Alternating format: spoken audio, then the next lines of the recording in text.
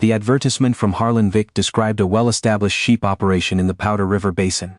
It mentioned a sturdy home, reliable income from wool contracts, and a man who valued hard work and quiet evenings. It did not mention that the sheep operation had lost 40 head to a hard winter 3 months prior. The sturdy home was a stone house with a leaking roof and a door that had to be lifted slightly to close. The quiet evenings were quiet because Harlan had not spoken more than 30 words at a stretch to another human being in 4 years. The advertisement from Lena Marsh described a capable woman with experience running a household, managing accounts, and cooking for a working family. It mentioned a practical nature and no fear of hard labor. It did not mention that Lena had spent the last 8 years managing a boarding house in Cheyenne that had just burned to the ground, that she had no savings, no family left in Wyoming, and that the advertisement was not so much a search for a husband as it was a search for a floor that wasn't ash. They were both telling the truth. They were both leaving something out. That is not the same as lying, though it took them a while to agree on that. I have been collecting stories from the Powder River country for a long time. Old ledgers, church records, letters that someone's granddaughter found folded into the pages of a Bible and didn't know what to do with. Most of them are stories of endurance. People who came out here expecting one thing and found another and either broke or didn't. Harlan Vick and Lena Marsh did not break, but it was closer than either of them ever admitted out loud. Harlan Vick was 41 years old when he placed the advertisement. He was not a man who placed advertisements for things. He was a man who fixed what he had and made do with what he couldn't fix. He had built the stone house himself over 2 winters, 1 wall per season, because that was the pace the land allowed.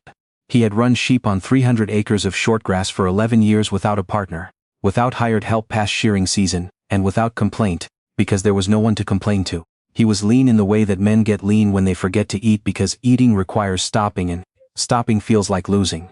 His hands were the color and texture of saddle leather.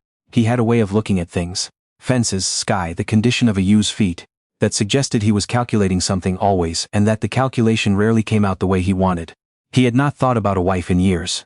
He had thought about survival, about the wool market, about the deteriorating condition of his south fence line, about the winter of 1886 and what it had cost him, and whether the herd would recover before the debt did.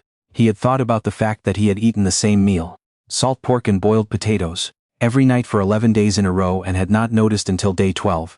He placed the advertisement because his neighbor, a Swede named Arvid who spoke better English than he let on, had told him plainly one afternoon in May that a man alone on 300 acres was not running an operation. He was running a slow collapse. Arvid had a wife. Arvid's wife made pie.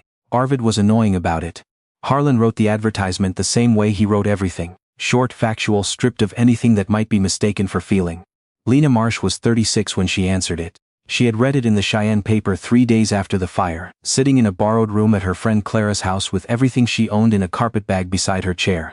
The boarding house, 12 rooms, a dining hall, a kitchen she had rebuilt twice with her own hands, was gone. The fire had started in the laundry. By the time anyone reached her with the news, the roof had already gone in. She was not a woman who cried easily. She had not cried when her mother died, or when her husband Frank had died of pneumonia 6 years ago, or when the bank had told her the insurance on the boarding house was going to cover less than a third of what she'd lost. She had sat in Clara's borrowed room and looked at the carpetbag and thought, with remarkable clarity, I need a different kind of problem. The advertisement was half a column down from one for a land auction.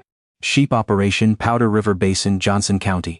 Seeking capable woman, practical in nature for household partnership and marriage. No city women, no complainers. No city women, she thought. She had been in Cheyenne for 8 years, before that Laramie. Before that a farm outside Lusk where she'd grown up killing chickens and putting up green beans and learning that the only way to get anything done on the high plains was to start before you were ready. She wrote back the same day. She described herself accurately, more or less. She left out the fire. Harlan met her at the stage stop in Buffalo on a Tuesday in late April. He had borrowed Arvid's wagon because his own had a cracked wheel hub, and he hadn't gotten around to fixing it. He had not. He realized on the drive into town, thought very hard about what this was going to look like in practice. Lena Marsh stepped off the stage in a dark green coat and a hat with a practical brim. She was carrying a carpetbag in one hand and a cast-iron skillet wrapped in canvas in the other. The skillet had survived the fire. She was not going to leave it behind. Harlan's first thought was, she's got a skillet. His second thought was, she's looking at me the way I look at a fence post I'm not sure will hold. She was in fact doing exactly that she had expected. Based on the advertisement and some general hopefulness she was not proud of. A man who was weathered but steady. What she saw was weathered and correct. But the steadiness she would have to verify. He looked like a man who had been arguing with the landscape for a decade, and was currently losing on points. He said, "You're Lena Marsh." She said, "You're Harlan Vick." He said, "That's most of my luggage," and nodded at a feed sack in the wagon bed. She looked at the feed sack, she looked at him, she put the carpet bag and the skillet in the wagon and climbed up without waiting for a hand. He liked that. He did not say so. On the drive out she asked about the sheep. He told her about the sheep, numbers, breeds, what the winter had taken, what he thought the recovery looked like.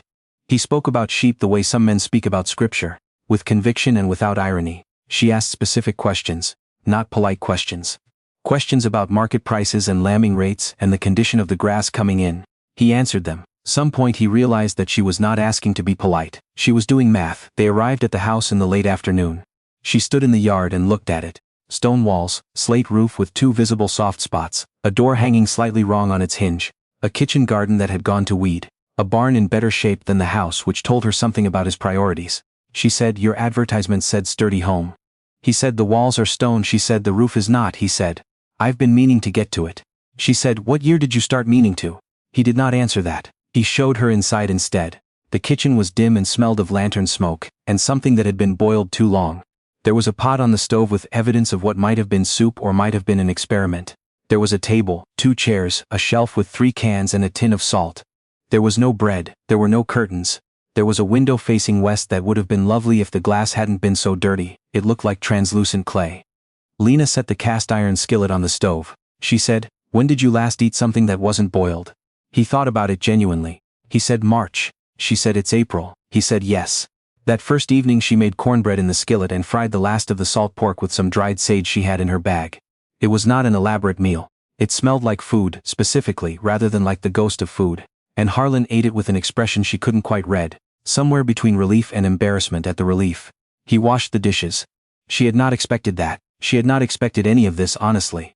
Not the house, not the man, and not the strange sensation of sitting at a stranger's table in the dark, at the edge of the Powder River country thinking, "I could work with this." Not love, not yet, not anything close. Just the basic animal recognition that the materials were not impossible. What Harlan did not know yet was what she was carrying. Not the skillet. The other thing, Lee had not told him about the fire in her letter, but she told him on the 3rd day. Not because she felt she owed it to him, but because she was not built for omissions. She had spent francs last year watching him not tell her how bad things were. Watching him smile and say, "Fine. I'm fine." And she had decided after the funeral that she would rather know the hard thing than be protected from it. She told him at the kitchen table after breakfast. She said, "I had a boarding house in Cheyenne, 12 rooms. I built it from a 4-room wreck over 5 years. It burned in February. I have $42 and a skillet and everything else you see here." Harlan listened. He was good at listening in the way that people are good at it when they don't say much. Not because they're generous with attention, but because words feel expensive.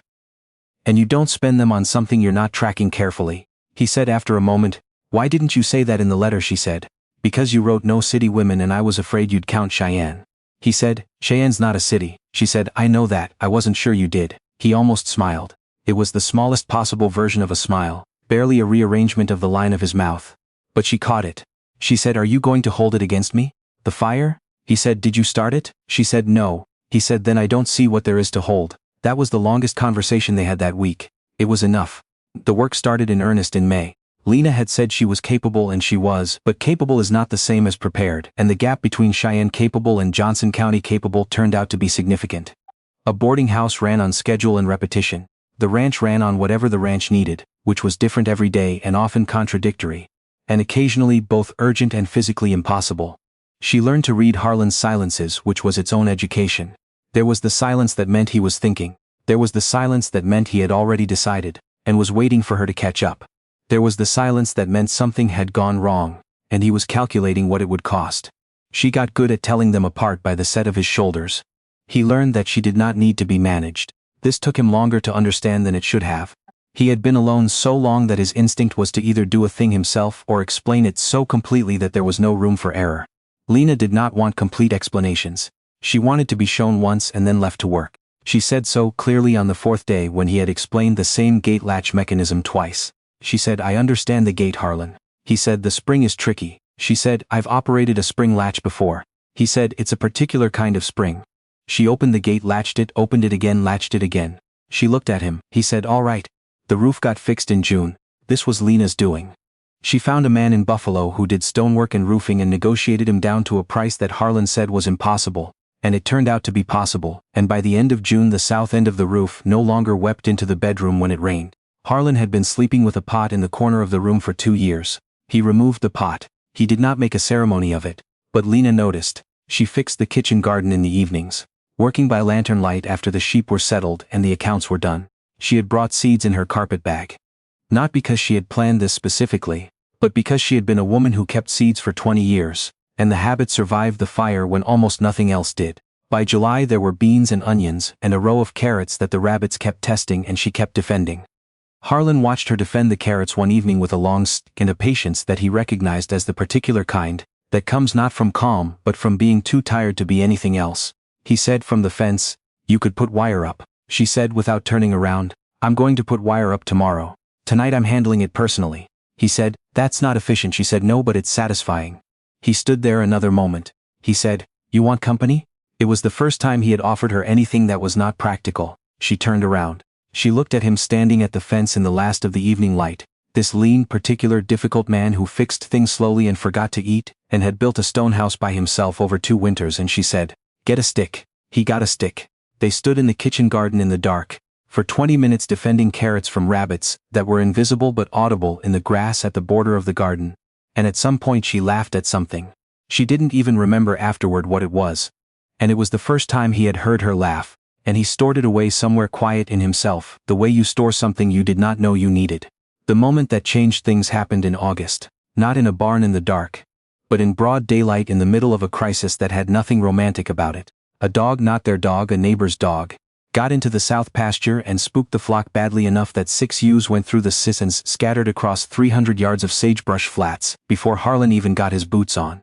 It was a hot morning and the ewes were moving fast, and Harlan had a bad knee that he never mentioned, and that Lena had noticed weeks ago without saying anything. She was already running before he reached the yard. She had never herded sheep. She had watched Harlan do it, and she had watched the dog he used, a quiet old border collie named Belle, work the flock into the pen every evening, and she had taken note of the angles, the way Belle cut and held, the way the sheep moved away from pressure and toward an opening. She did not know if she could do it. She ran anyway. She got behind the furthest ewe, cut her wide, and turned her back toward the gap in the fence where Harlan was standing and making himself into a wall with his arms out. The ewe went through. Lena went after the next one. It took 40 minutes. She lost a boot in a ravine, got a long scratch on her forearm from the sagebrush, and arrived back at the fence out of breath and filthy and missing one boot. But all 6 ewes were back in the pasture, and Harlan had already begun patching the fence because that was who he was. He looked at her. Her hair had come down.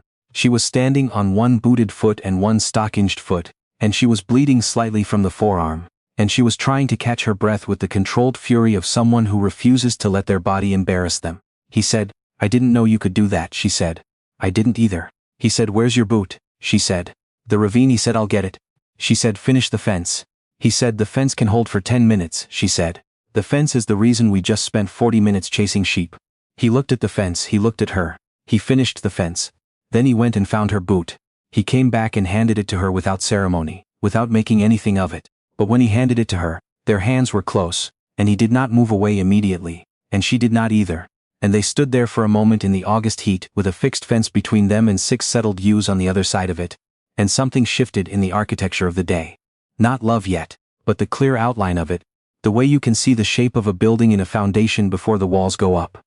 By September she was running the accounts, which was not something she had offered to do, and not something he had asked.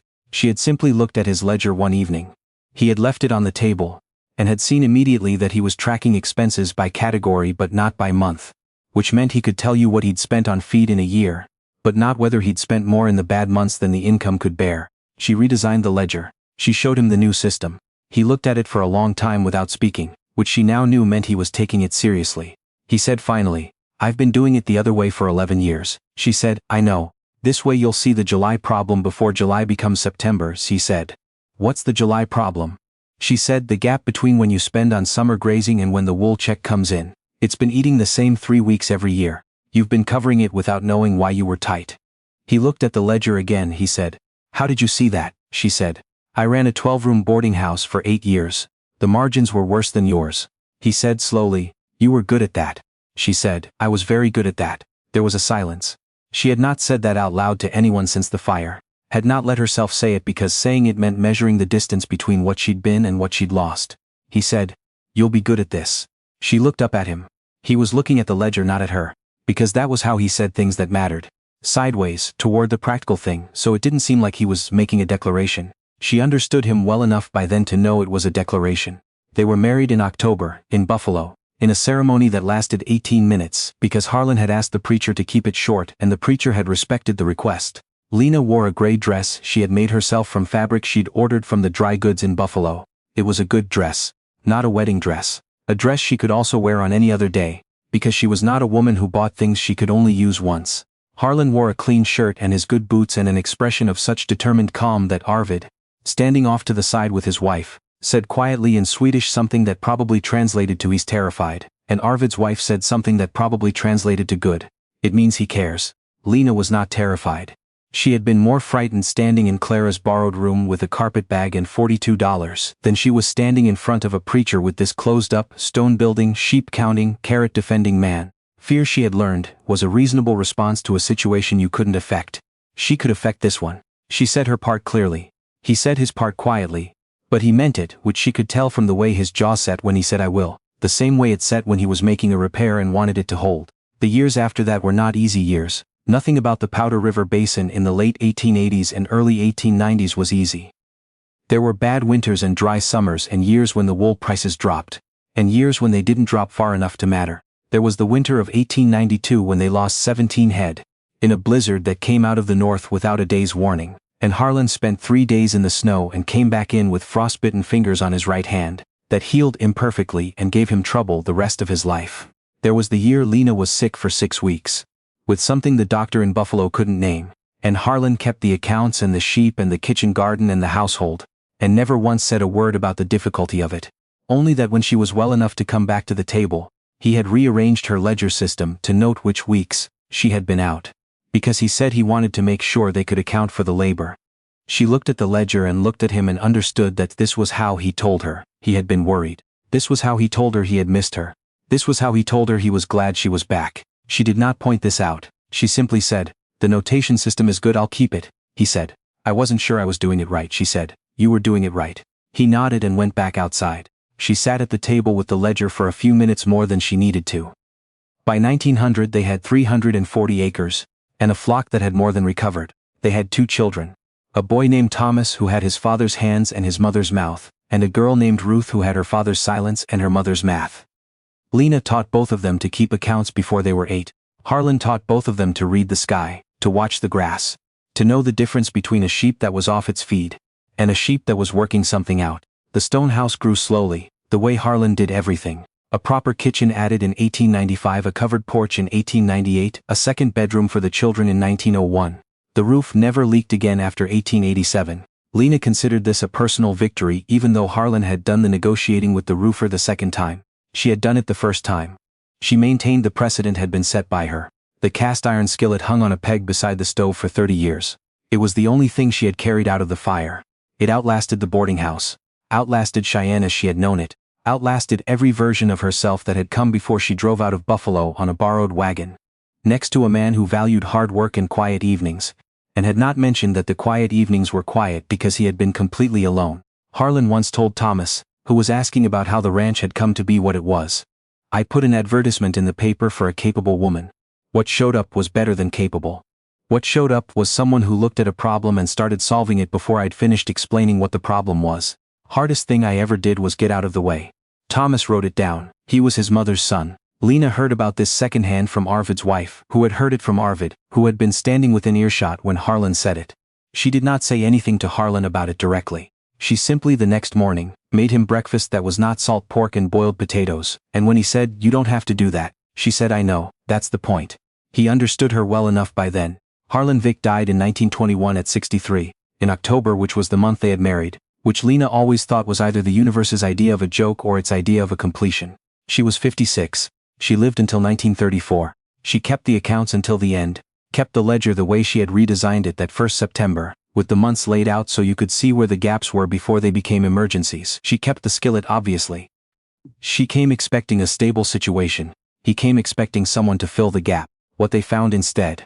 In the years between a borrowed wagon and a stone house with a porch, between salt pork every night and a kitchen garden defended by lantern light, between a cracked wheel hub and a ledger redesigned for clarity, was a life that neither of them had written down in an advertisement, because neither of them had known enough to ask for it. That is in my experience how the best ones go, not because the people were perfect, or even particularly well matched on paper, but because they were honest with each other, slightly earlier than was comfortable and stubborn enough to stay through the part where honest is hard. If this story stayed with you, I want to ask you what I always ask. Who do you think held things together when they were closest to coming apart? Was it Lena, who carried her history in a carpet bag and rebuilt from it without being asked? Or was it Harlan, who got out of the way at exactly the right moment and never made a ceremony of it? Tell me below. I read everyone.